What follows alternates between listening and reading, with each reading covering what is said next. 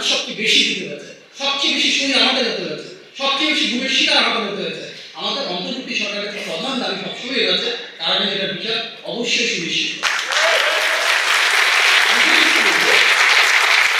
এমনকি গণ অভ্যুত্থানের ক্ষেত্রেও গণ অভ্যুত্থানে এককভাবে যদি কোনো প্রতিষ্ঠানের কথা বলা হয়, কোনো সংগঠনের কথা বলা হয়, সবচেয়ে বেশি শহীদ হয়েছে আমাদের দল বিএনপি, যেখানে 422 জন তালিকা অনুযায়ী জীবন দিয়েছে। আমি এখানে শফিক ভাই আছেন, ওনাদের প্রতি আহ্বান জানাবো, আমরা তো আমাদের তালিকাটা দিয়েছি, সরকার এত দীর্ঘ সময় লাগার কথা না।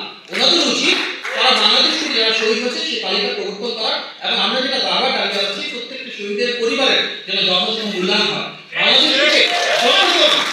বাংলাদেশ থেকে যতজন আহত হয়েছেন সেটা পূর্ণাঙ্গ তালিকা করা দরকার। কখনো আমরা শুনি 15,000, কখনো 20,000, সুনির্দিষ্ট তালিকা করা দরকার। আমরা বিএনপি থেকে দলীয়ভাবে প্রত্যেকটা চেষ্টা করছি আমাদের সীমিত সামর্থ্যের ভিতরে বিভিন্ন পরিবারগুলোর পাশে দাঁড়ানোর জন্য। কারণ আমাদের প্রত্যাশা রাষ্ট্রীয়ভাবেও আহত পরিবারগুলোর